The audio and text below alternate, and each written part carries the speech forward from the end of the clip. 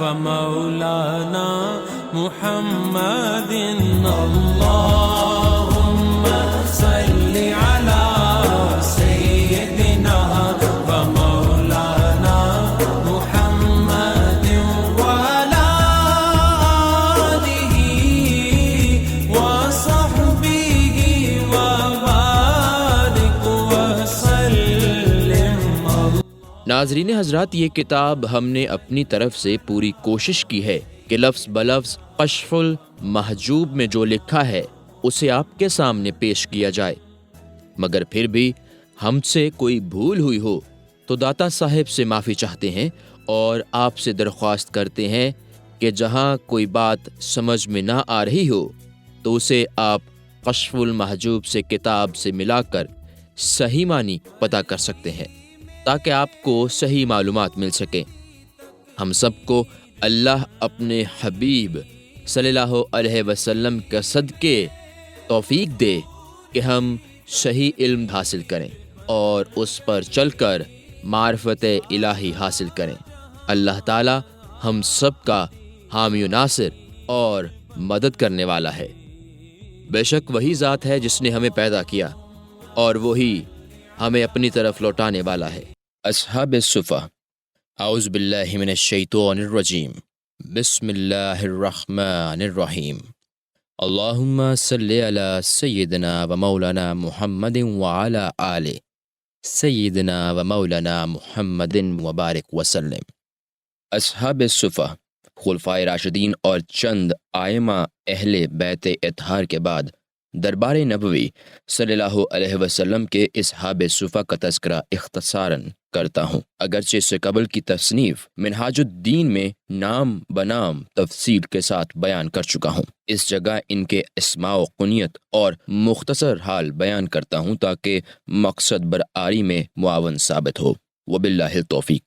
واضح رہنا چاہیے کہ امت مسلمہ کا اس پر اجماع ہے کہ حضور اکرم صلی اللہ علیہ وسلم کے صحابہ کرام کی ایک جماعت مسجد نبوی صلی اللہ علیہ وسلم میں ہم وقت مصروف عبادت رہتی تھی اور انہوں نے کسب معاش سے کنارہ کشی اختیار کر رکھی تھی. اللہ تعالیٰ نے اپنے نبی صلی اللہ علیہ وسلم کو ان کی طرف خصوصی توجہ فرمانے کا حکم دیا. چنانچہ ارشاد ہے وَلَا تَطْرُدِ الَّذِينَ يَدْعُونَ رَبَّهُمْ بِالْغَدَاوَةِ وَالْعَشِيِّ یریدون وجہ. الانعام آیت 52. جو لوگ دن رات اپنے رب کی عبادت کرتے ہیں اور اس کی رضا چاہتے ہیں آپ ان پر توجہ خاص مبذول فرمائیں. اصحاب صفہ کے فضائل و مناقب میں بکثرت آیات قرآنی اور احادیث نبوی صلی اللہ علیہ وسلم ناطق و شاہد ہیں. ان میں سے چند باتوں کا اس جگہ ذکر کرتا ہوں. حضرت ابن عباس رضی اللہ عنہ بیان کرتے ہیں کہ ایک دن رسول خدا صلی اللہ علیہ وسلم کا گزر اصحاب صفہ کی طرف ہوا اور آپ صلی اللہ علیہ وسلم نے ملاحظہ فرمایا کہ فقر و مجاہدے کے باوجود خوش و خرم ہیں. آپ نے ان سے فرمایا اے اصحاب صفہ، تم کو اور میری امت کے ہر اس شخص کو جو تمہاری صفت پر خوش دلی سے قائم ہو بشارت دی گئی ہے کہ تم جنت میں میرے رفقا ہوگے. نمبر 1.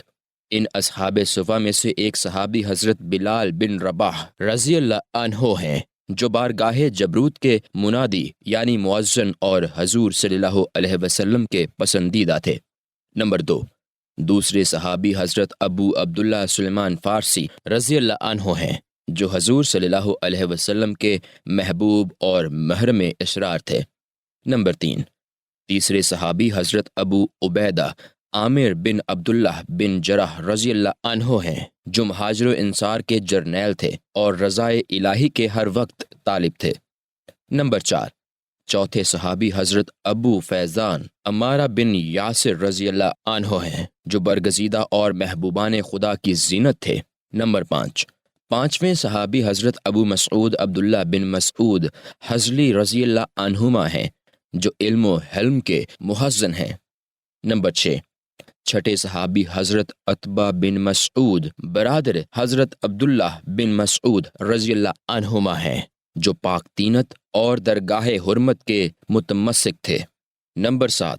ساتویں صحابی حضرت مقداد بن الاسود رضی اللہ عنہ ہیں جو گوشہ تنہائی کی راہ کے سالک اور ہر عیب و ذلت سے کنارہ کشی کرنے والے تھے۔ نمبر 8، 8ویں صحابی حضرت خباب ابن الارت رضی اللہ عنہ ہیں، جو مقام تقوی کی دعوت دینے والے اور بلا و مصیبت پر راضی رہنے والے تھے۔ نمبر 9، 9ویں صحابی حضرت صہیب بن سنان رضی اللہ عنہ ہیں، جو درگاہ رضا کے قاصد اور بارگاہ بقا اندر فنا کے طالب تھے۔ نمبر 10، 10ویں صحابی حضرت عتبہ بن غزوان رضی اللہ عنہ ہیں، جو سعادت کے موتی اور بحر قناعت کے شناور تھے۔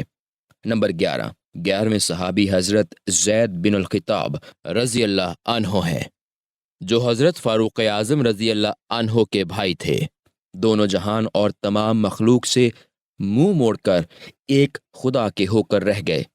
نمبر 12، 12ویں صحابی حضرت ابو قبیصہ رضی اللہ عنہ ہیں، جو حضور اکرم صلی اللہ علیہ وسلم کے محبوب اور مشاہدات کی طلب میں مشقتیں جھیلنے والے تھے۔ نمبر 13، 13ویں صحابی حضرت ابو مرثد کمانۃ الحسین ادوی رضی اللہ عنہ ہیں، جو معز و طواب اور تمام مخلوق سے منہ موڑ کر خدا کی طرف رجوع کرنے والے تھے۔ نمبر 14، 14ویں صحابی حضرت سالم، جو حضرت حذیفہ یمانی رضی اللہ عنہ کے مولی ہیں، وہ راہ تواضع کی تعمیر کرنے والے اور حجت قطعیہ کی راہ طے کرنے والے تھے۔ نمبر 15، 15ویں صحابی حضرت عکاشہ بن الحسین رضی اللہ عنہ ہیں، جو عذاب الہی سے ڈرنے والے اور گمراہی سے دور رہنے والے تھے۔ نمبر 16، 16ویں صحابی حضرت مسعود بن ربیع القاری رضی اللہ عنہ ہیں، جو قبیلہ بنی کار کے سردار اور مہاجر و انصار کی زینت تھے۔ نمبر 17، 17ویں صحابی حضرت ابو ذر بن جنادہ غفاری رضی اللہ ہیں، جن کا زہد حضرت عیسیٰ علیہ السلام کے مشابہ اور حضرت موسیٰ علیہ السلام کی مانند تھا، جو دیدار الہی کے مشتاق تھے۔ نمبر 18، 18ویں صحابی حضرت عبداللہ بن عمر رضی اللہ عنہما، جو حضور کے تمام قول و فعل کے محافظ اور ہر خوبی سے متصف تھے۔ نمبر 19، 19ویں صحابی حضرت صفوان بن بیضہ رضی اللہ عنہ ہیں، جو مقام استقامت پر قائم اور مطابقت شریعت پر گامزن تھے۔ نمبر 20، 20ویں صحابی حضرت ابو الدرداء ایوم بن عامر رضی اللہ عنہ ہیں، جو صاحب ہمت اور ہر تہمت سے مبرہ اور پاک تھے۔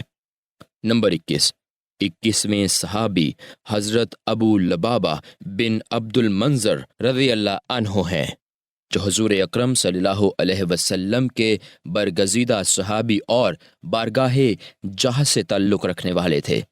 نمبر 22، 22ویں صحابی حضرت عبداللہ بن بدر جہنی رضی اللہ عنہ ہیں، جو کیمیائے بحر شرف اور توکل کے صدف کے موتی تھے۔ اگر تمام اصحاب صفہ کے اسماء بیان کیے جائیں تو کتاب بہت طویل ہو جائے گی۔ شیخ ابو عبد الرحمن محمد بن الحسین سلمہ رحمۃ اللہ نے، جو مشائخ اعظام کے کلام و اقوال کے جامع و ناقل ہیں، ایک کتاب خاص اہل صفہ کے لیے تصنیف فرمائی ہے، جس میں ہر ایک کے مناقب و فضائل اور اسماء گرامی ان کی کنیتوں کے ساتھ علیحدہ علیحدہ بیان کیے ہیں۔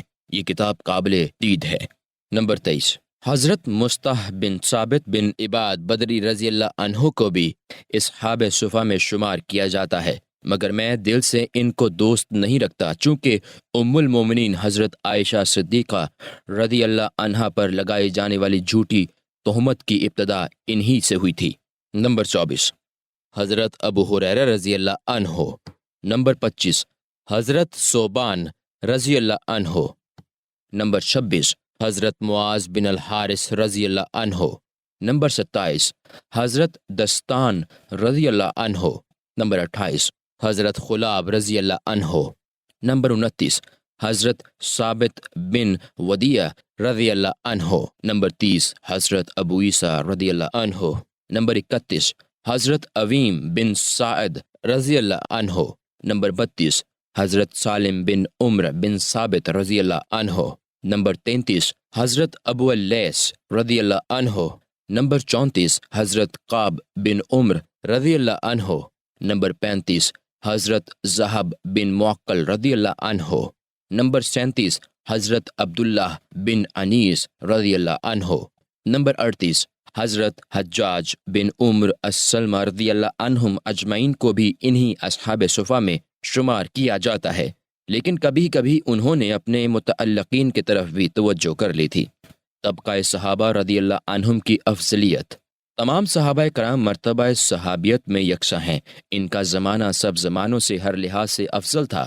در حقیقت صحابہ کرام کا زمانہ ہی خیر القرون تھا۔ اللہ تعالیٰ نے ان کو اپنے نبی صلی اللہ علیہ وسلم کی صحبت سے سرفراز فرمایا اور ان کے دلوں کو تمام عیبوں سے محفوظ رکھنا تھا۔ حضور اکرم صلی اللہ علیہ وسلم کا ارشاد ہے، خیر القرون کرنی ثم الذین یلونہم الحدیث، بخاری شریف۔ سب سے بہتر زمانہ میرا زمانہ ہے، اس کے بعد وہ زمانہ جو اس سے متصل ہے، پھر وہ جو اس کے بعد آئے گا۔ اللہ تعالیٰ فرماتا ہے، والسابقون الاولون من المہاجرین والانصار والذین اتبعوہم باحسان الیہ، التوبہ آیت 100۔ سب سے پہلے ایمان میں سبقت کرنے والے مہاجرین و انصار ہیں، اور وہ لوگ جو بھلائی کے ساتھ ان کے بعد ایمان لائے۔ تبع تابعین کے آئمہ طریقت کا تذکرہ۔ اب میں بعض تابعین کے تذکرے کو شامل کتاب کرتا ہوں تاکہ مکمل فائدہ حاصل ہو، کیونکہ ان کا زمانہ صحابہ کرام کے زمانہ سے متصل و قریب تھا۔ نمبر 1، قیس کرنی رضی اللہ عنہ۔ تبع تابعین کے آئمہ طریقت میں سے آفتاب امت، شمع دین و ملت، حضرت اویس کرنی رضی اللہ عنہ۔ آپ اہل تصوف کے مشائخ کبار میں سے ہیں۔ آپ نے رسول اکرم صلی اللہ علیہ وسلم کا زمانہ حیات ظہری اور عہد مبارک پایا ہے، لیکن دو چیزوں نے دیدار جمال جہاں آرا سے آپ کو روکے رکھا، ایک آپ کا غلبہ حال، دوسرا آپ کی والدہ کا حق۔ حضور اکرم صلی اللہ علیہ وسلم نے صحابہ کرام سے فرمایا، قرن میں ایک اویس نامی مرد خدا ہے جس کی شفاعت سے قیامت کے دن قبیلہ ربیہ اور قبیلہ مضر کی بھیڑوں کے بالوں کی تعداد کے برابر میری امت جنت میں داخل ہوگی۔ اس کے بعد حضور صلی اللہ علیہ وسلم نے حضرت عمر فاروق رضی اللہ عنہ اور حضرت علی المرتضیٰ رضی اللہ عنہما کی طرف متوجہ ہو کر فرمایا، جب تم اس سے ملاقات کرو گے تو پستہ قد، لمبے بال اور داہنی جانب روپے کے برابر سفید نشان پاؤ گے۔ یہ سفیدی برس کی نہ ہوگی، ایسا ہی نشان اس کے ہاتھ کی ہتھیلی پر ہوگا۔ وہ ربیہ و مضر کی بکریوں کی تعداد کے برابر میری امت کی شفاعت کرے گا۔ جب تم مجھ سے ملو تو میرا سلام پہنچا کر کہنا کہ میری امت کے لیے دعا کریں۔ چنانچہ حضور اکرم صلی اللہ علیہ وسلم کی رحلت کے بعد حضرت عمر فاروق جب حضرت علی مرتضیٰ رضی اللہ عنہما کے ساتھ مکہ مکرمہ آئے تو حضرت عمر فاروق رضی اللہ عنہ نے دوران خطبہ ارشاد فرمایا، اے نجد کے رہنے والوں کھڑے ہو جاؤ۔ جب وہ لوگ کھڑے ہو گئے تو فرمایا، تم میں سے کوئی قرن کا رہنے والا شخص ہے؟ جب قرن کے لوگ آئے تو ان سے حضرت اویس کرنی کے بارے میں استفسار فرمایا۔ انہوں نے بتایا، وہ تو دیوانہ آدمی ہے، وہ نہ تو آبادی میں آتا ہے اور نہ کسی سے ملتا جلتا ہے۔ عام طور پر لوگ کھاتے ہیں وہ نہیں کھاتا، حتیٰ کہ وہ غم و خوشی تک کو نہیں جانتا۔ جب لوگ ہنستے ہیں تو وہ روتا ہے اور جب لوگ روتے ہیں تو وہ ہنستا ہے۔ حضرت فاروق اعظم رضی اللہ عنہ نے فرمایا، میں اس سے ملاقات کرنا چاہتا ہوں۔ لوگوں نے کہا، وہ جنگل میں ہماری اونٹوں کے پاس رہتا ہے۔ چنانچہ حضرت فاروق اعظم رضی اللہ عنہ اور حضرت علی مرتضیٰ رضی اللہ عنہ دونوں اٹھ کر چل دیے، یہاں تک کہ دونوں حضرت اویس کرنی کے پاس پہنچے۔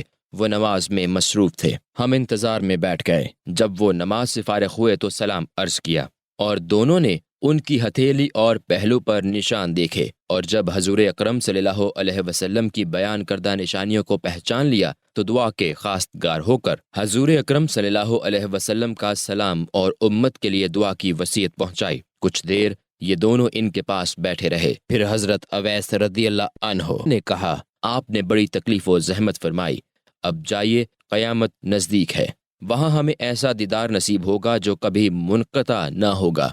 اب میں قیامت کا راستہ بنانے اور اسے صاف کرنے میں مشغول ہوں۔ ان دونوں امیروں کی ملاقات سے اہل قرن کو معلوم ہو گیا کہ بظاہر یہ دیوانہ آدمی کون ہے، چنانچہ وہ لوگ ان کی بہت عزت اور قدر و منزلت کرنے لگے۔ اس واقعے کے بعد حضرت اویس کرنی وہاں سے کوچ کر کے کوفہ چلے گئے۔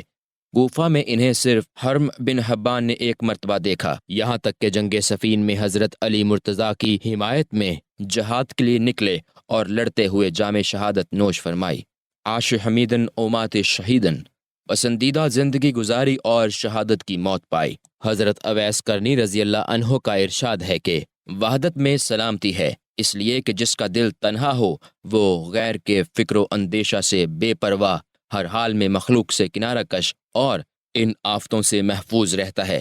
لیکن اگر یہ سمجھے کہ تنہائی کی زندگی گزارنا محال ہے تو وہ جان لے کہ اس کے دل پر شیطان کا تسلط ہے اور اس کے سینہ میں نفس کا غلبہ ہے، حالانکہ جس وقت دنیا و آخرت کی فکر اور خلق کا اندیشہ اس کے دماغ میں موجود ہے، اس وقت تک وحدت و تنہائی سے ہمکنار نہیں ہو سکتا، اس لیے کہ کسی خاص چیز سے راحت پانا اور اس کی فکر رکھنا ایک ہی چیز ہے۔ جسے خلوت گزینی اور تنہائی کی عادت ہو گئی، وہ اگرچہ مجلس میں بیٹھا ہو مگر اس کی وحدت میں کوئی خلل واقع نہیں ہوگا، اور جو شخص کسی اور خیال میں غرق ہوا اگرچہ وہ خلوت میں ہو، یہ خلوت اسے فارغ نہیں کرتی۔ معلوم ہوا کہ انسان سے جدا ہونا محبت الہی نہیں ہے۔ جسے انسانوں سے محبت ہے اس کے دل میں خدا کی دوستی کا گزر نہیں ہوتا، بلکہ اسے محبت الہی کی ہوا تک نہیں لگتی، اس لیے کہ وحدت صاف دل بندہ کی صفت ہے۔ سنو، اللہ تعالیٰ فرماتا ہے، الیس اللہ بکاف عبدہ، کیا اللہ بندے کے لیے کافی نہیں؟ نمبر 2، حضرت حرم بن حبان رضی اللہ عنہ طبقہ تابعین کے ائمہ طریقت میں سے منبع صفا معدن وفا حضرت حرم بن حبان رضی اللہ عنہ ہیں، جو اکابر طریقت میں سے ہیں۔ آپ کو طریقت و معرفت میں کمال دسترس حاصل تھی، صحابہ اکرام کی مجلسوں میں رہے ہیں۔ آپ نے جب حضرت اویس کرنی رضی اللہ عنہ سے ملاقات کرنے کا ارادہ کیا تو کرن پہنچے، لیکن وہ وہاں سے کوچ کر کے جا چکے تھے۔ نا امید ہو کر واپس آ گئے، پھر پتہ چلا کہ کوفہ میں ہیں تو کوفہ پہنچ گئے، مگر طویل عرصہ تک ملاقات نہ ہو سکی۔ مایوس ہو کر بصرے جانے کا ارادہ کیا تو اچانک فرات کے کنارے جبہ پہنے وضو کرتے مل گئے، دیکھتے ہی پہچان لیا۔ جب کنارہ فرات سے باہر آ کر ریش مبارک میں کنگھی کی تو حضرت حرم بن حبان نے آگے بڑھ کر سلام عرض کیا۔ انہوں نے جواب دیا، وعلیکم السلام یا حرم بن حبان۔ حضرت حرم بن حبان رضی اللہ عنہ نے دریافت کیا، آپ نے مجھے کیسے پہچانا؟ انہوں نے کہا، میری روح نے تمہاری روح کو پہچان لیا۔ کچھ عرصہ قیام کے بعد انہیں واپس کر دیا۔ حضرت حرم رضی اللہ عنہ فرماتے ہیں کہ حضرت عمر اور حضرت علی مرتضیٰ رضی اللہ عنہما سے میری اکثر باتیں ہوئی ہیں۔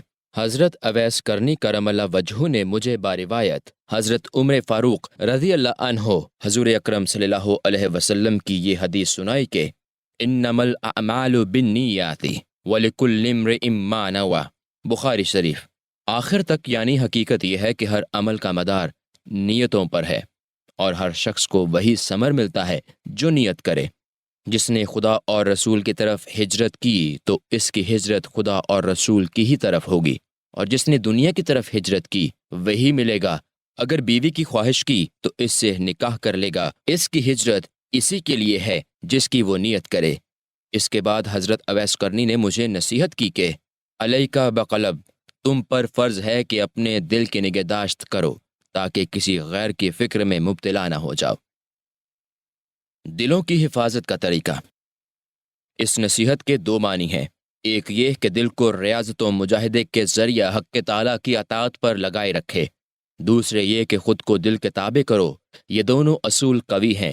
دل کو حق کے تابع کرنا ارادت مندوں کا کام ہے، تاکہ خواہشات کی کثرت اور ہوائے نفس کی محبت سے دل محفوظ رہے، اور تمام نامواقف خطرات اور اندیشے دل سے نکال پھینکے، اور اس کی درستگی و حفاظت کی تدبیر میں مشغول ہو کر حق تعالیٰ کے نشان قدرت پر نظر رکھے، تاکہ دل خدا کی محبت کی آماج گاہ بن جائے۔ اور خود کو دل کے تابع کرنا کاملوں کا کام ہے، کیونکہ حق تعالیٰ ان کے دلوں کو نور جمال سے منور کر کے تمام اسباب علل سے پاک و صاف بنا کر مقام بلند اور درجہ رفیع پر فائز کر دیتا ہے، اور ان کے جسموں کو خلعت قرب سے نواز دیتا ہے، اور اپنے لطائف و تجلیات کی روشنی میں انہیں منور کر دیتا ہے، اور مشاہدہ قرب سے سرفراز کرتا ہے۔ جس وقت کامل کی ایسی حالت ہو جائے اس وقت اسے خود کو دل کتاب اور اس کے موافق کر دینا چاہیے۔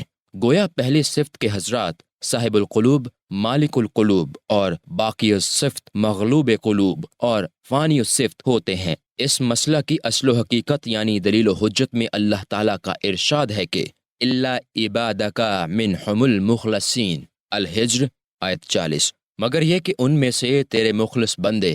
اس میں دو قرات ہیں، ایک یہ کہ مخلصین لام کے زیر سے اور دوسری مخلصین لام کے زبر سے۔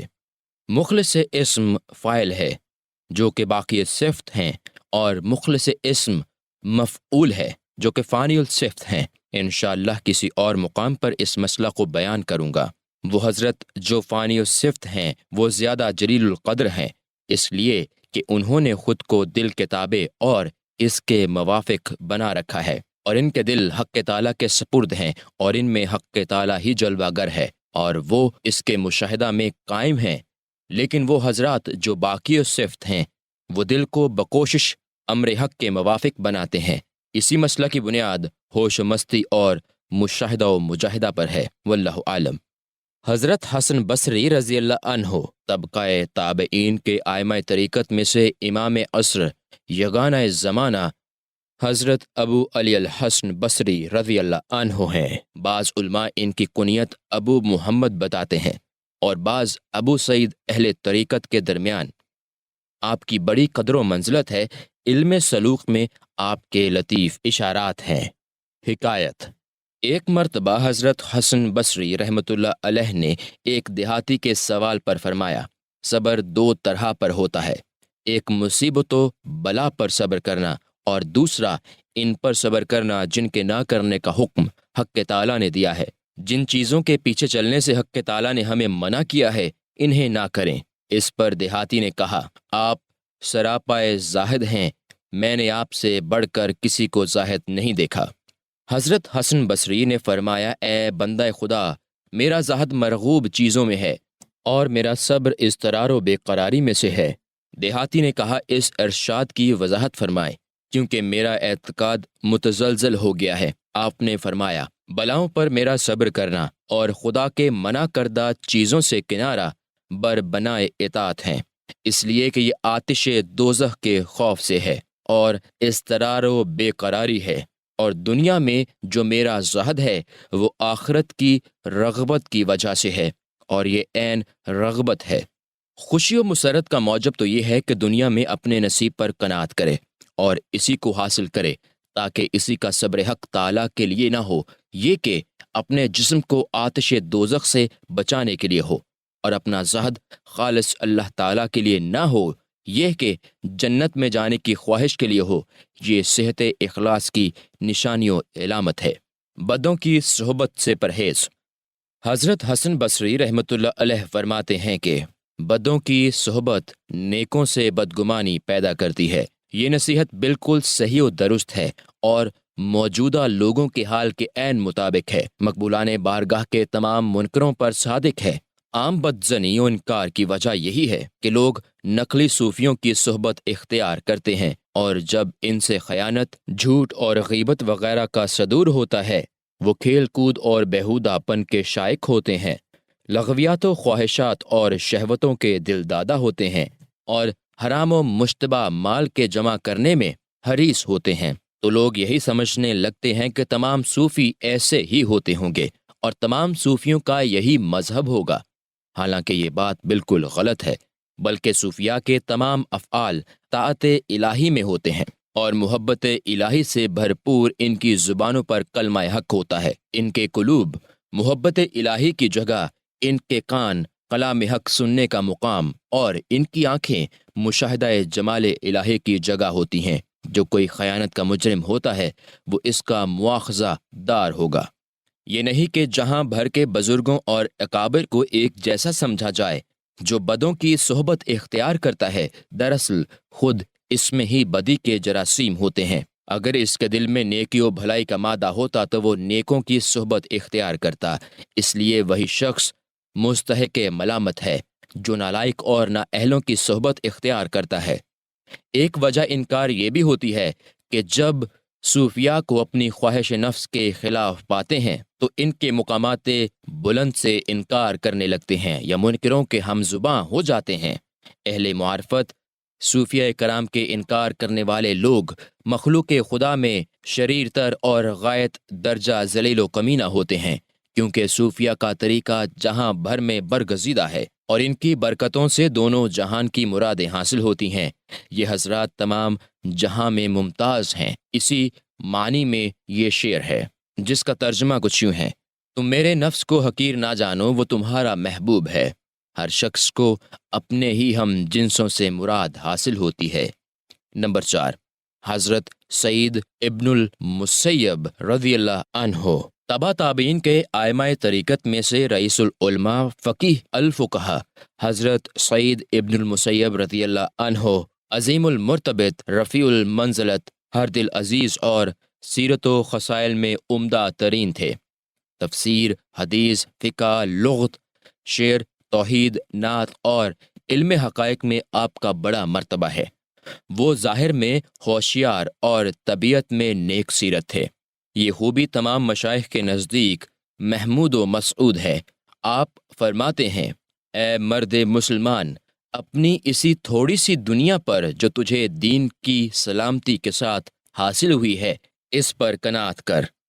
جس طرح عام لوگ اپنے دین کھول کر مال کی زیادتی پر خوش ہوتے ہیں، اگر فقر میں دین کی سلامتی ہے تو یہ اس تونگری سے بہتر ہے جس میں غفلت بھی ہو اور دین بھی جاتا رہے۔ اس لیے کہ سلامتی ایمان کے ساتھ جب فقیر اپنے دل کی طرف خیال کرتا ہے تو مال دنیا سے اسے خالی پاتا ہے، اور جو میسر آتا ہے اسی پر قناعت کرتا ہے، اور تونگر جب اپنے دل کی طرف خیال کرتا ہے تو اسے ہر دم مال کی طمع و زیادتی میں فکر مند پاتا ہے، اور وہ حصول دنیا کی خاطر ہر طرف ہاتھ پاؤں مارتا ہے۔ لہٰذا محبوبان خدا کی ہر آن نظر حق تعالیٰ کی رضا پر رہتی ہے، اور غافلوں کی نظر ہمیشہ اس دنیا پر رہتی ہے جو غرور و آفت سے بھرپور ہے۔ حسرت و ندامت ذلت و معصیت سے بہتر ہے۔